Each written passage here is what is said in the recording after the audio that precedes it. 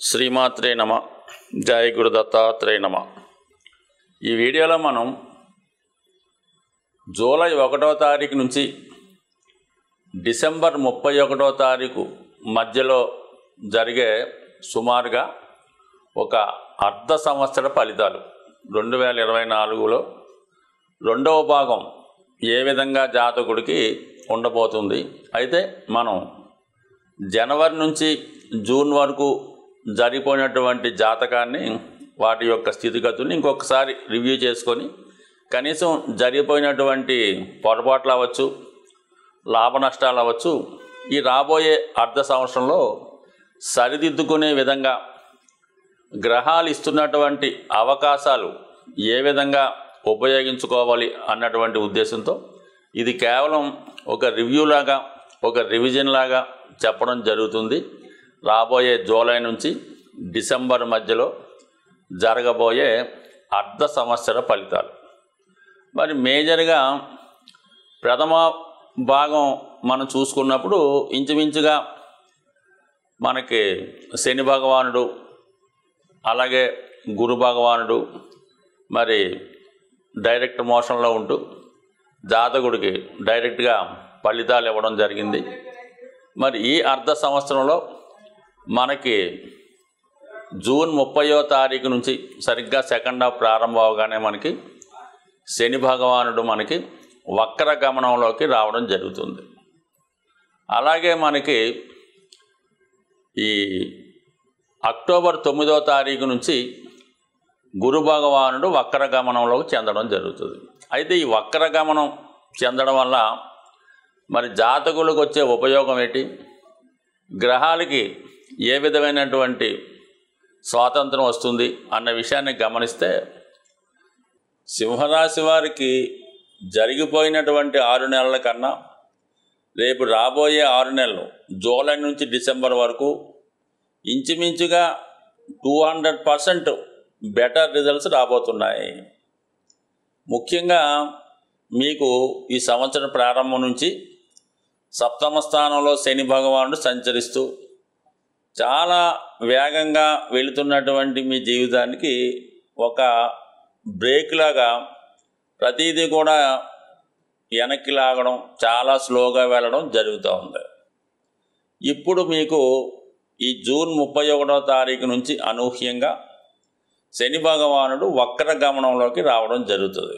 So ఈ కారణం వల్ల ఇంతకాలం మీకు పోటీగా ఉంటూ మీకు మిమ్మల్ని ఎదగకుండా, అభివృద్ధి చెందకుండా చూస్తున్నటువంటి వ్యక్తులు అనూహ్యంగా పోటీ నుంచి తప్పుకొని మీకు అనుకూలంగా, మీకు ఫేవర్గా మారడం జరిగే అవకాశం ఉంటుంది మరి జూన్ 30వ తారీఖు నుంచి.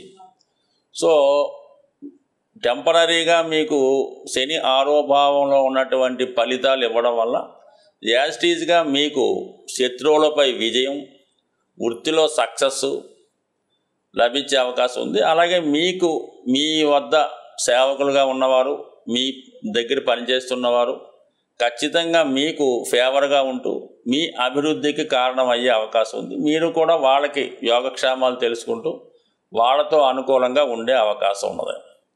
అయితే కొన్ని సందర్భాల్లో ఉద్యోగ విషయాల్లో మీకు చాలా అనుకూలంగా ఉన్నప్పటికీ కూడా పర్సనల్ విషయంలో, వైవాహిక జీవితంలో మాత్రం ఇంకా కొద్దిపాటి చికాకులు ఉండే అవకాశం ఉన్నది. చాలా వరకు భార్యాభర్తలు విడివిడిగా వేరే చోట వర్క్ చేయడం వల్ల అయితేనే, లేదంటే జీవిత భాగస్వామిలో ఒకరికి అనారోగ్యపరమైన సమస్యల వల్ల అయితేనే ఇంకా కొంతకాలం పాటు ఒక విధమైనటువంటి ఫిజికల్ ఎడబాటు భార్యాభర్తల మధ్య వచ్చే అవకాశం ఉంది. కానీ వృత్తిపరంగా మాత్రం 100% సక్సెస్ఫుల్గా ఉండడం జరుగుతూ ఉంటుంది. సో అలాగే మరి ఏదైనా స్థిరాస్తి సంబంధించిన విషయాల్లో ఆస్తి పంపకాలు కానీ, భూములు కొనుగోలు అమ్మకాలు కానీ, మీ స్థిరాస్తి ఇతర స్వాధీనంలో ఉండడం కానీ, సమస్త సంబంధించినటువంటి ఆస్తికి సంబంధించిన వ్యవహారాల్లో ఉన్నటువంటి చిక్కులు ఖచ్చితంగా ఈ రాబోయే 6 నెలల్లో పరిష్కారం అయ్యే అవకాశం ఉంది. ఏదైనా సొంత గృహాన్ని ఏర్పాటు చేసుకుందాం అనుకున్న వాళ్ళు కూడా 100% మరి ఎక్కువగా మీకు ఈ జూలై 12 తర్వాత మీరు ప్రయత్నం చేసుకుంటే ఇంచుమించుగా ఆగస్టు నెలాఖరు లోపల సొంత గృహం ఏర్పడటం కానీ ఈ విధంగా ఒక స్థిరాస్తి మీకు ఏర్పడుతుంది. అలాగే స్థిరాస్తిపై ఉన్నటువంటి సమస్యలు కూడా సాల్వ్ అయ్యే అవకాశం ఉన్నది. ఇంకా గురు భగవానుడు ఇంచుమించుగా ఈ రాబోయే 6 నెలలు కూడా దశమ స్థానంలోనే సంచరిస్తూ ఉంటాడు.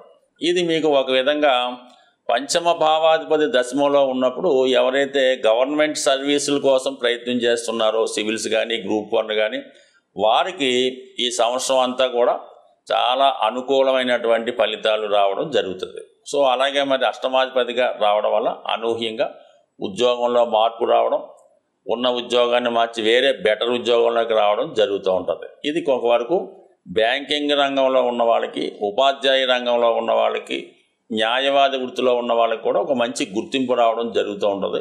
ముఖ్యంగా ఏంటంటే ఈ సివిల్స్ ఎవరైతే ప్రిపేర్ అవుతున్నారో వాళ్ళు చాలా జాగ్రత్తగా ప్రిపేర్ అవుతే ఈ సంవత్సరం మీ జీవితాశయం నెరవేరే అవకాశం ఉంటుంది రాబోయే 6 నెలలు. దాని తర్వాత మరి అక్టోబర్ 9వ తారీఖున గురు భగవానుడు వక్రించి ఉండడం జరుగుతుంది. సో దానివల్ల 9వ భావంలోకి మేషరాశిలోకి ఉన్న ఫలితాలు రావడం జరుగుతుంది. కాబట్టి ఇది కూడా మీకు మరి మంచి ఫలితాన్ని ఈ ప్రభుత్వ ఉద్యోగులకు కానీ, రాజకీయ నాయకులకు కానీ, ఎవరైతే ప్రభుత్వ ఉద్యోగాన్ని ఆశిస్తున్నారో వాళ్ళకి దైవ అనుగ్రహం కూడా తోడవుతుంది. ఆ కారణంతో మీరు కంపల్సరిగా మీ యొక్క జీవితాశయం నెరవేరే అవకాశం ఉంటుంది. అలాగే మరి 9లో ఉన్నటువంటి గురువు అంటే టెంపరీగా తన ప్రభావాన్ని చూపడం వల్ల అక్కడి నుంచి మీకు రాశి మీద కూడా దృష్టి పెట్టడం వల్ల మీరు కూడా ఒక క్రమశిక్షణతో ఖచ్చితంగా చిన్న చిన్న మైనస్లు ఉంటే వాటిని సరిదిద్దుకుంటూ చాలా యాక్టివ్గా, హ్యాపీగా ఉండే అవకాశం ఉంటుంది. దాంతో ఏంటంటే మీరు కొద్దిగా పెద్దవారై ఉంటే మీ యొక్క సంతానానికి ఇటువంటి అవకాశాలు రావడం జరుగుతూ ఉంటుంది. అదే మీరు చిన్నవాళ్ళైతే మీ తండ్రి గారికి అటు రాజకీయ రంగంలో కానీ, అటు ప్రభుత్వ రంగంలో కానీ వచ్చే అవకాశాలు ఉన్నాయి. ముఖ్యంగా జూలై 12 నుంచి ఆగస్టు 26 మధ్యలో ఉద్యోగపరంగా మీకు మంచి అభివృద్ధి రావడం, అలాగే మీ పైన కొంత ఓవర్ బర్డెన్ పడినప్పుడు కూడా మీరు దాన్ని ఛాలెంజ్గా తీసుకొని సక్సెస్ఫుల్గా పూర్తి చేసే అవకాశం ఉంటుంది. అంటే ఈ ముఖ్యంగా ఏంటంటే ఈ రాబోయే 6 నెలల్లో ఎవరైతే కొత్తగా ఉద్యోగాన్ని ప్రవేశిద్దాం అనుకున్నారో, లేదా రాజకీయ రంగంలో ప్రవేశిద్దాం అనుకున్నారో, లేదా వ్యక్తిగతంగా వ్యాపారం చేద్దాం అనుకున్న వాళ్ళందరికీ కూడా ఖచ్చితంగా రేపు రాబోయే 6 నెలల్లో అటు గురువు అనుగ్రహం ఉంది, అటు శని భగవానుడు అనుగ్రహం ఉంది. మరీ ముఖ్యంగా మీకు కుజుడు కూడా చాలా వరకు మంచి భావాల్లో సంచరించడం జరుగుతుంది. కాబట్టి ఈ రాబోయే సమయాన్ని మీరు సద్వినియోగం చేసుకుంటే ఒక విధంగా ఈ రాబోయే 6 నెలలు ఒక లైఫ్ సెటిల్మెంట్ లాంటిది జరిగే అవకాశం ఉంది. జాతకుడు తీసుకోవాల్సినటువంటి జాగ్రత్తలు, పరిహారాలు, మనం ఏదైనా జాతకపరమైన సమస్యలున్నా, గోచారానికి సంబంధించిన సమస్యలున్నా వాటికి సంబంధించినటువంటి పరిహారాలు చేసుకోవడం వల్ల కొంతవరకు వాటి యొక్క తీవ్రత తగ్గడం జరుగుతుంది. ముఖ్యంగా అన్ని రాశుల వారికి కావలసింది గురుగ్రహ అనుగ్రహం.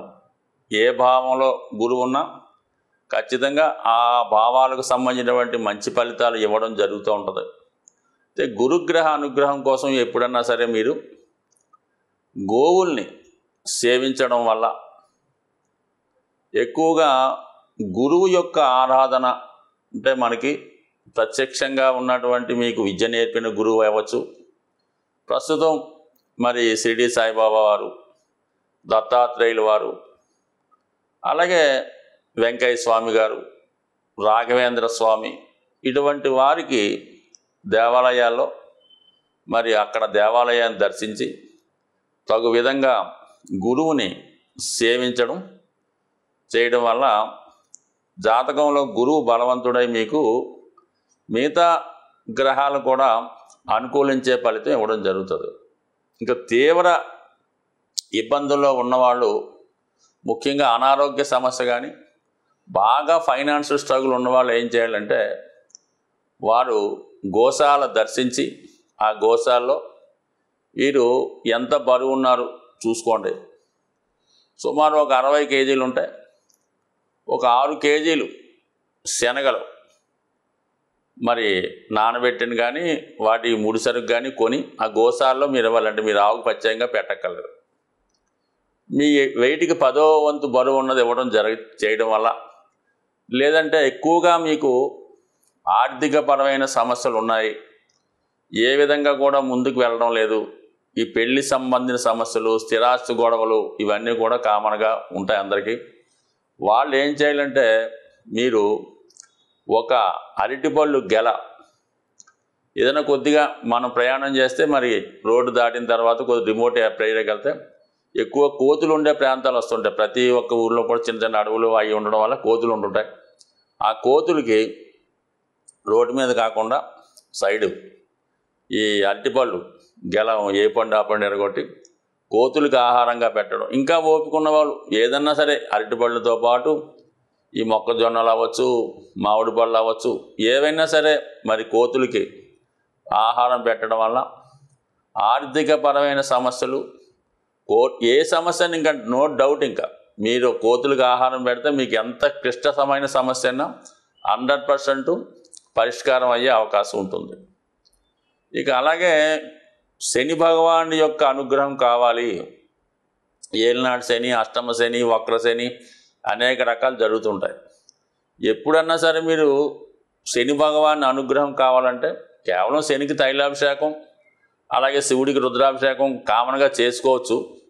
కానీ ఫిజికల్గా కూడా మీరు కష్టపడవలసి ఉంటుంది.